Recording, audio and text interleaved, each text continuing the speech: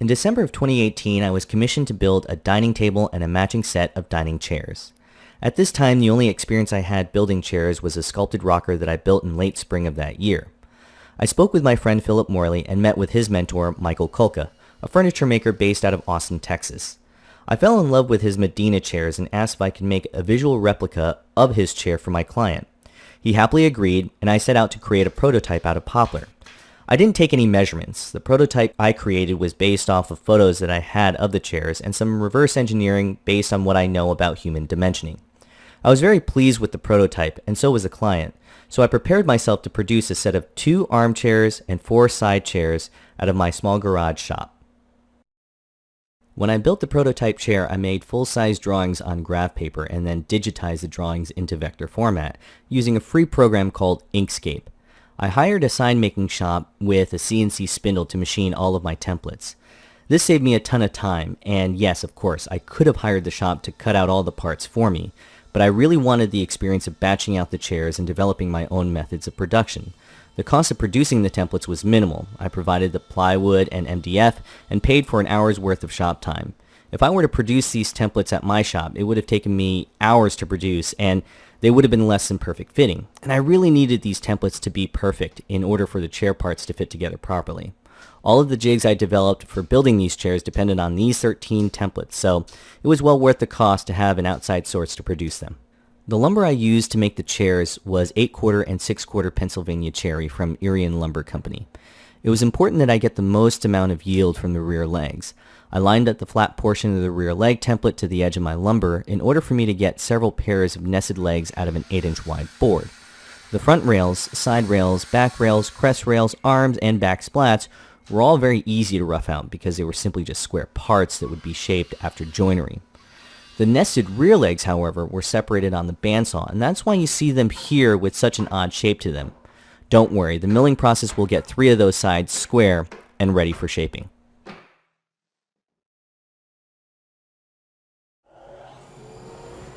Each part of the chair had to be milled to an exact dimension in order for the jigs that I developed for production to work to my advantage. The rear legs were first surfaced flat on the joiner and then planed to a final thickness of 1.5 inches on the planer. I then jointed the front edge of the rear leg, which in turn will become a reference surface on my pattern routing jig. This surface would also get a large through tenon connecting the side rails. Next, I went to the miter saw to true up the bottom of the leg, and with the flat of the edge of the leg blank pushed up against the miter saw fence, I traced the outline of the leg template. I then set up a stop block to make repeatable cuts, and cut the top of the leg at a 7-degree angle to match the angle of the swept chair back. At the bandsaw, I rough out the curve of the rear legs, splitting the marker line and leaving just enough for my flush trim bit to clean up for a machined surface at the router table. The pattern routing jig I made forms both the back and front profile of the rear leg. I first route the back profile, making sure the flattened machined surface and the top and bottom of the leg are referenced off of the stops. The leg blank is clamped into place using toggle clamps, and I make sure there is a portion of the pattern jig in front of the workpiece and at the exit of the workpiece for the bearing to engage and disengage.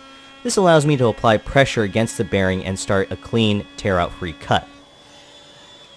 Once I complete the back profile, I transfer the piece to the other side of the jig and route the front profile. It's pretty much more or less of the same method for not only the rear legs, but also for the front rails, side rails, back rails, crest rails, arms, and back splats. In fact, actually this method is repeated for pretty much anything that had a curved shape. Just keep that in mind when I show this method later on.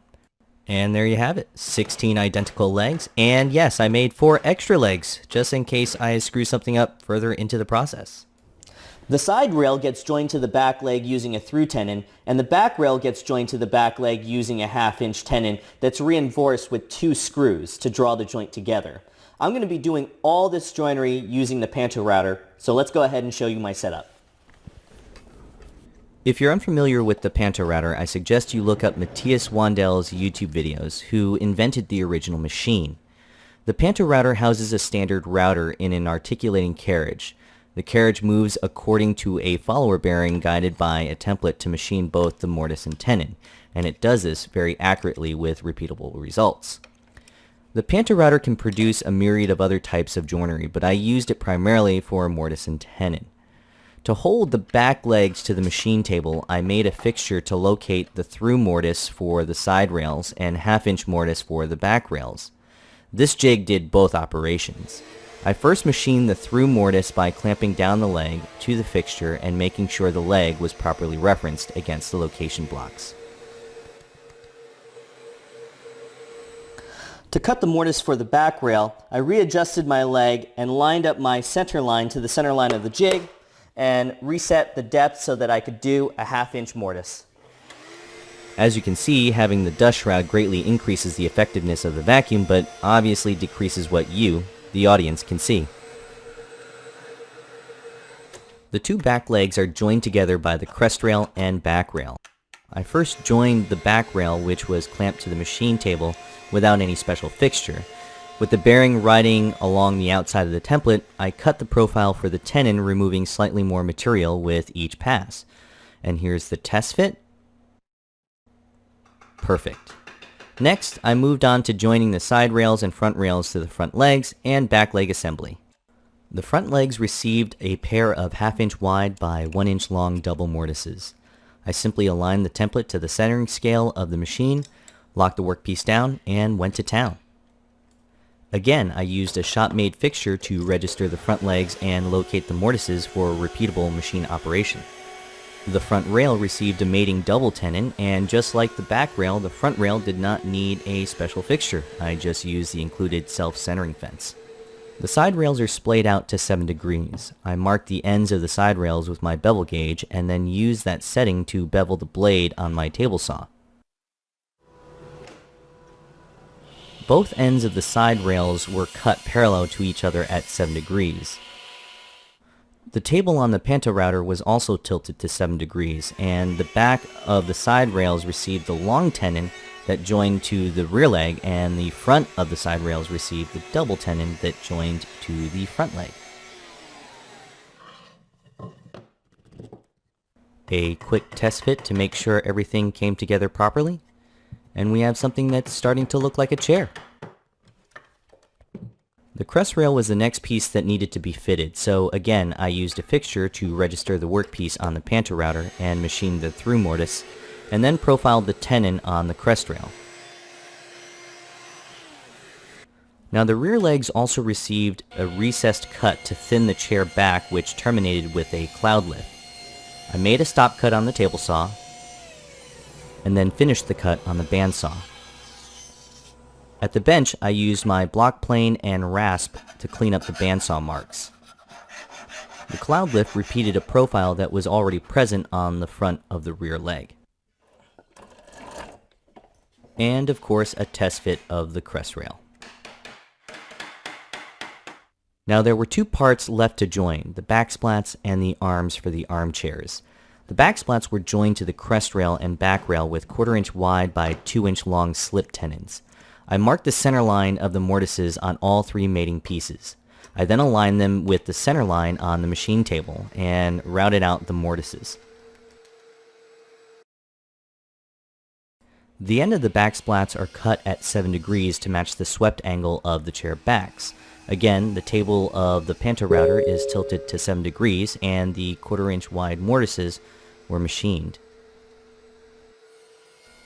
The slip tenons were made out of scrap cherry stock by rounding over the corners of the stock at the router table with an 1/8-inch radius roundover bit.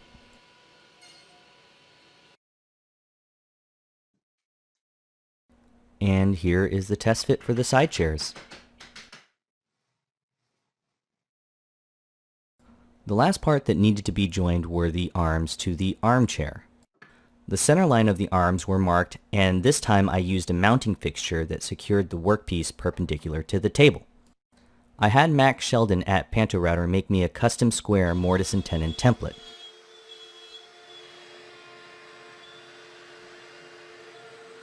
Once the mortise in the arm was machined, I marked the center line on the top of the leg. I aligned the machine with this center line and cut the profile for the square tenon. Before I could join the arms to the back legs, I needed to do a significant amount of shaping. This was done with 2 pattern routing jigs and a tapering jig. I first traced out the top profile of the arms, and at the bandsaw I removed a majority of the waste. I then clamped the arm to a pattern jig and routed the bottom half of the arm profile with the top bearing of my flush trim bit removed. I then flipped the piece, reattached the top bearing, and routed the remaining surface. The front end of the arm received a roundover, and that was done at the disc sander. The inside profile was achieved using the same method, rough out at the bandsaw and pattern route at the router table.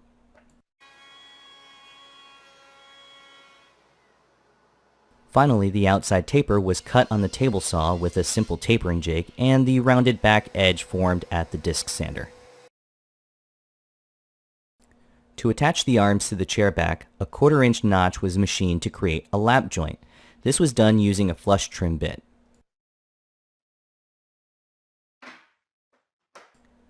The rear legs were placed into a locating jig, allowing the bearing of the flush trim bit to ride along the track of the jig.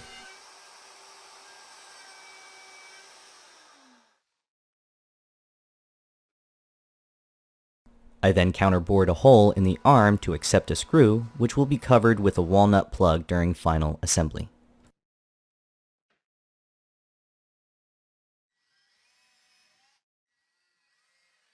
With all the joinery done, it was time for shaping, and this involved a combination of jigs, machine tools, and hand tools. All of the exposed tenons received an initial shaping with an 1/8-inch roundover bit. I built a carriage to hold the workpiece in a vertical position while routing at the router table. I even incorporated a 7-degree ramp to round over the large back tenon. All of these exposed tenons will be wedged with walnuts, so there is still a significant amount of shaping that needs to occur, but this will at least give me a head start during final assembly. The front legs, front rails, side rails, back rails, crest rails, and back splats were all initially shaped using the same method. The templates were traced out onto the workpiece, they were then roughed out on the bandsaw, and pattern routed at the router table. One thing I wanted to mention was that all of my profiling jigs were designed to be used in a downhill cut to prevent the possibility of tear out.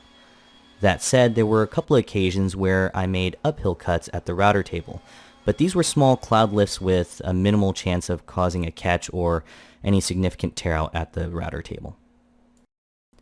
To cut the serpentine curve for the multiple backsplats, I created a shop-made jig that uses the backsplat template as a guide on the bandsaw.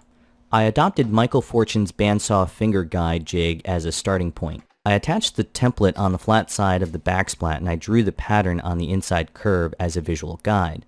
The inside finger guide is slightly proud of the bandsaw blade, leaving just enough material to be worked by hand. The outside finger guide offers additional tracking, balance, and workpiece support. This gives me some form of repeatability and reduces the amount of material I'll need to remove by hand with a spoke shave and card scraper.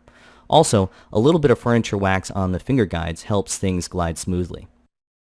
The inside and outside curves on the crest rail and back rail, I used a similar method. I made mating templates for all of the inside and outside curves that were mounted onto the bandsaw. The workpieces were mounted through the tenons to a jig that matched the curvature of those templates. The tenons would either accept a screw or be wedged during final assembly, so the integrity of the tenons were not compromised in any way.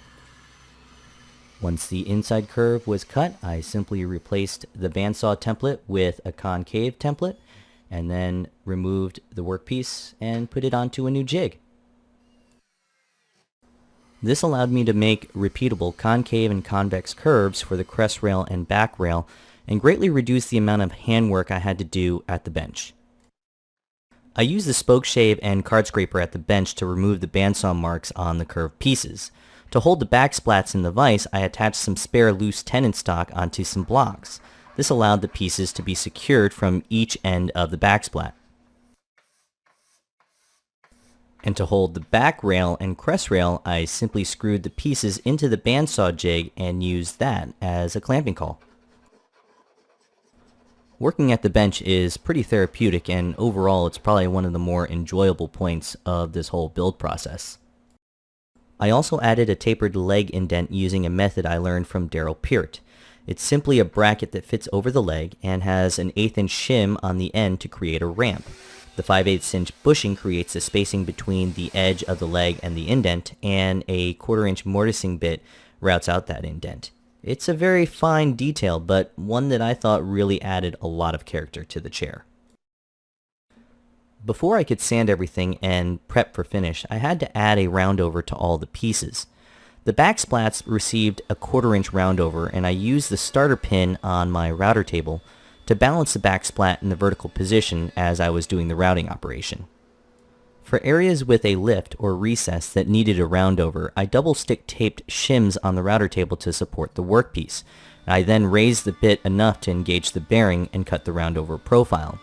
This worked especially well on the rear legs, which had a nice cloud lift on the interior. After literally hours of sanding, which I won't bore you with, I cleaned up the surface of the workpieces using a vacuum. The loose tenons were pre-glued into the backsplats, which offered a ledge to rest the pieces while applying a spray finish. I also covered the tenons with blue painter's tape and screwed in eye hooks in concealed areas to allow the workpieces to hang from a ladder during the spray application. I ended up using Sherwin-Williams Bright Rub conversion varnish and applied 2 coats of finish prior to final assembly.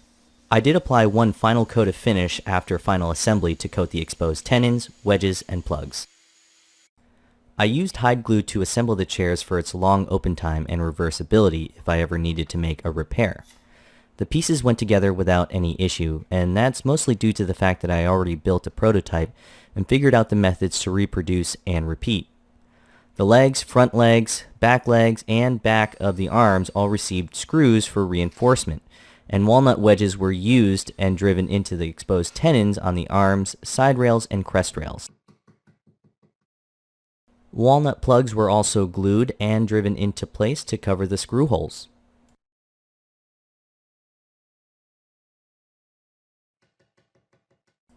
All of the wedges were flush trimmed, and the surrounding areas of the exposed tenons were taped off with blue painter's tape to protect the finish. I used a chisel to pare away the corners of the wedges and then used the Festool Rotex sander with a soft interface pad to pillow the exposed tenons. Finally, concave sanding pads were used for the final touches and polishing. Even though I didn't show this process, the chairs received that final coat of conversion varnish after the wedges and tenons were shaped.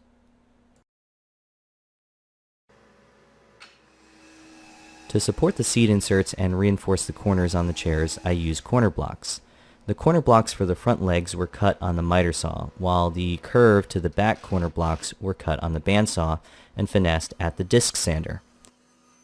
The corner blocks were then counterbored and driven in with washer head screws.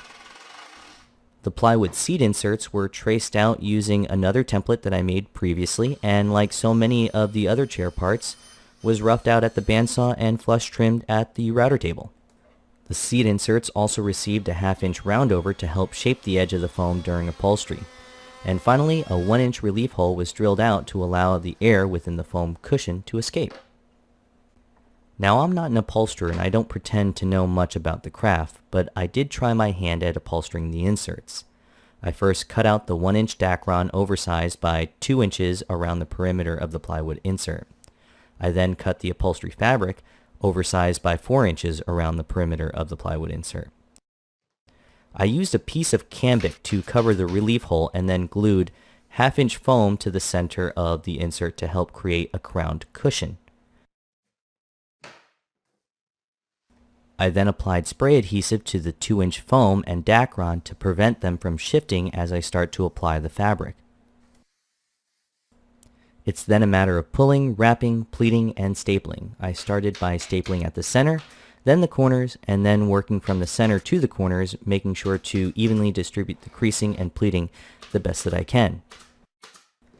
Again, not an expert by any means. Finally, I cut away some of the excess material and apply the cambic dust cover to the bottom of the insert to give a nice finished touch. And there you have it. A set of 2 armchairs and 4 side chairs. Thanks for watching.